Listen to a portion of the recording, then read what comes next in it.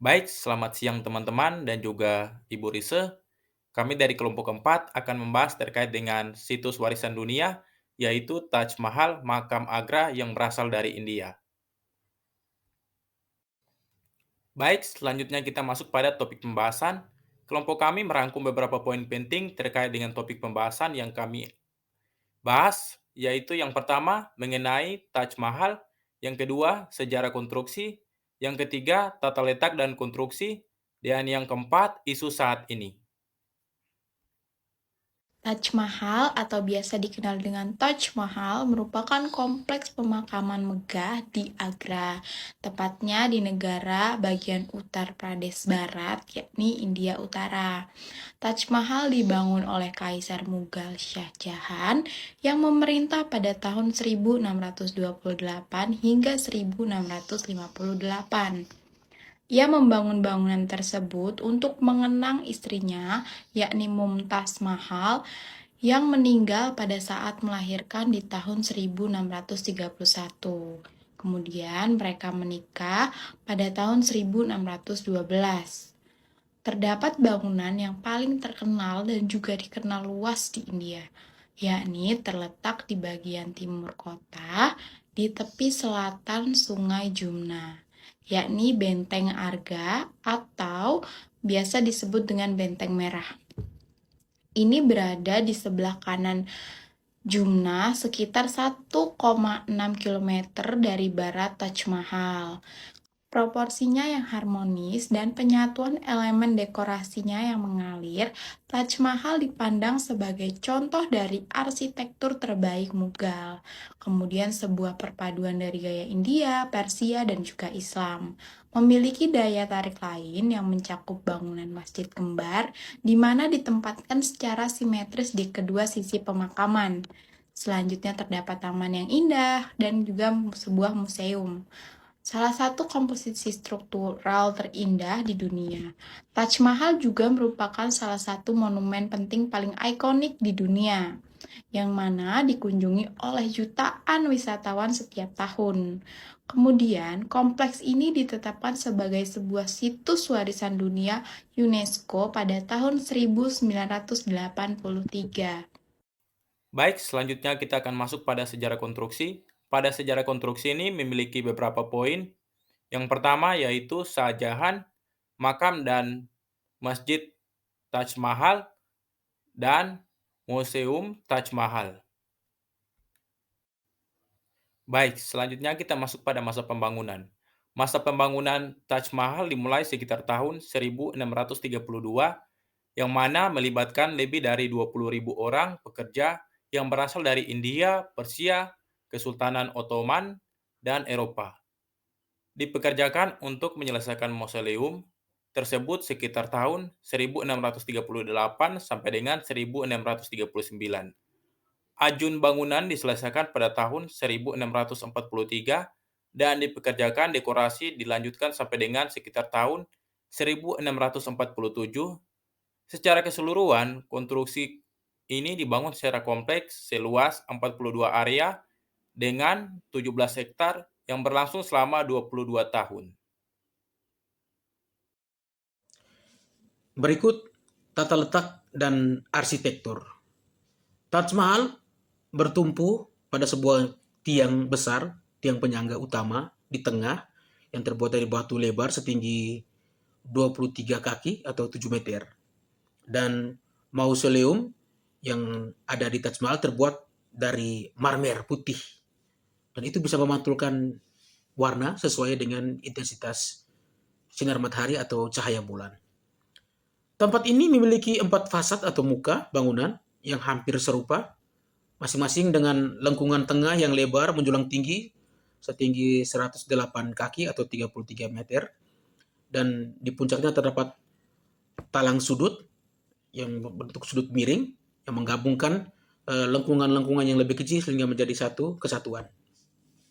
Kubah utama merupakan bangunan yang megah sekali dan mencapai ketinggian 240 kaki atau 73 meter dan dikelilingi oleh 4 kubah yang lebih kecil. Lalu akustik di dalam kubah utama itu sangat bagus ya, sehingga bisa menyebabkan satu nada sekitar itu bisa bergema, misalnya nada seruling, bisa bergema 5 kali. Lalu bagian dalam juga interior dari mausoleum itu diatur di sekitar ruang marmet oktagonal yang dihiasi dengan ukiran-ukiran relief rendah dan batu semi mulia atau batu Pietra dura. Di dalamnya terdapat monumen atau makam tiruan dari Mumtaz Mahal dan Shah Jahan, dan makam tiruan itu ditutup oleh sebuah sulaman layar marmer yang dibuat atau disulam dengan halus ya. Lalu di bawah makam itu terdapat, terutama di permukaan taman, itu diletakkan sarkofagus yang sebenarnya. Sarkofagus itu peti jenazah dari Mumtaz Mahal dan Shah Jahan. Pada masing-masing 4 sudut penyangga batu terdapat menara elegan yang berdiri dengan anggunnya dan terpisah dari bangunan pusatnya. Lalu terdapat 2 bangunan yang identik secara simetris. Yang pertama itu masjid yang menghadap ke timur dan jawabnya yang menghadap ke barat. Dan hal ini memberikan keseimbangan artistik yang luar biasa. Leher kubah dan lajur tiang itu dibangun dari batu sikri merah dan marmer. Dan warna dan teksturnya kontras dengan marmer putih yang dimiliki oleh mausoleumnya. Taman dibangun di sepanjang garis Mughal klasik. Ada sebuah tanah lapang yang dibagi menjadi 4 oleh sebuah aliran sungai atau lebih tepatnya kolam yang panjang. Lalu ada jalan setapak, ada air mancur dan dihias dengan pohon-pohon hias.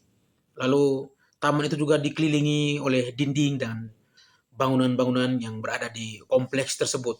Lalu hal ini memberikan kesan yang mencolok terhadap mausoleum, sehingga dapat ketika kita melihat itu dapat terpantul di kolam tengah taman itu. Ujung selatan kompleks dihiasi oleh sebuah gerbang batu pasir merah yang lebar dengan lengkungan ceruk tengah setinggi 2 lantai. Panel marmer putih di sekeliling lengkungan berhiaskan tulisan hitam Qurani dan desain-desain bunga. Gapura utama diapit oleh 2 pasang gapura yang lebih kecil. Deretan catri putih yang serasi. Catri adalah bangunan mirip kubah, memahkotai fasad gerbang utara dan selatan. 11 di setiap fasad, disertai dengan menara hias kecil yang menjulang setinggi sekitar 98 kaki atau 30 meter. Di keempat sudut bangunan terdapat menara segi 8 yang ditutup dengan catris yang lebih besar. 2 fitur dekoratif penting diulang berkali-kali di seluruh kompleks: Pietra dura dan kaligrafi Arab, seperti termaksud dalam kerajinan Mughal. Pietra dura dalam bahasa Italia adalah batu keras, menggabungkan tatahan baru semi mulia dengan berbagai warna, termasuk lapis lazuli, giok, kristal, pirus, dan batu kecubung, dalam jalinan desain geometris dan bunga yang sangat formal. Warnanya berfungsi untuk memoderasi kilauan marmer makrana putih yang menyilaukan. Di bawah arahan Amanat Khan al-Sizari, ayat-ayat dari Al-Quran ditorehkan di banyak bagian Taj Mahal dalam bentuk kaligrafi.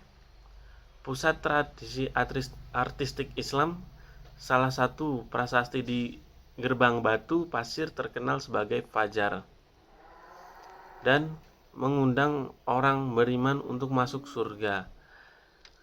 Kaligrafi juga mengelilingi pintu masuk melengkung yang menjulang tinggi ke mausoleum untuk memastikan tampilan yang seragam dari sudut pandang teras. Ukuran huruf disesuaikan dengan tinggi dan jarak relatifnya dari pembaca. Baik, selanjutnya kita masuk pada tata letak dan arsitektur. Pada tata letak dan arsitektur ini memiliki gerbang selatan dan gerbang utara sebagai pintu utama.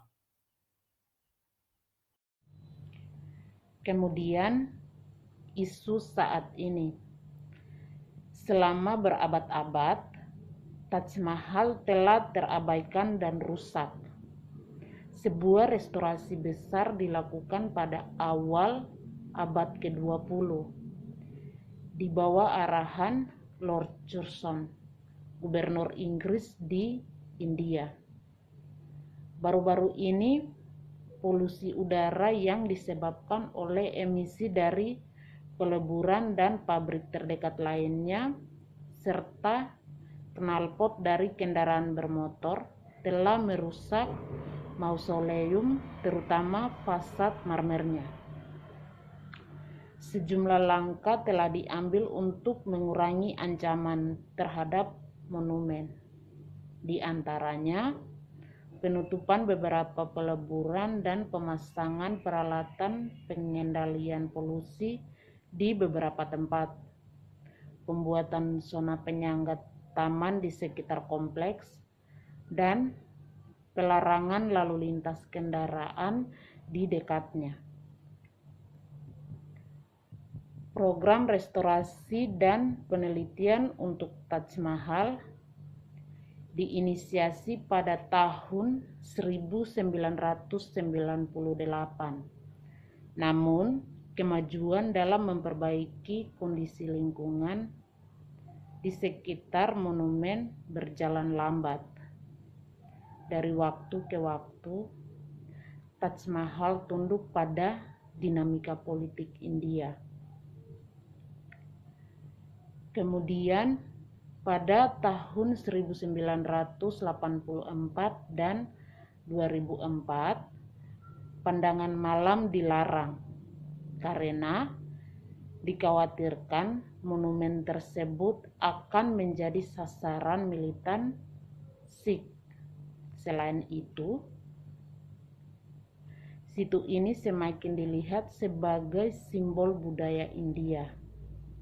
Beberapa kelompok nasionalis Hindu telah berusaha untuk mengurangi pentingnya pengaruh Muslim dalam menjelaskan asal-usul dan rancangan Taj Mahal.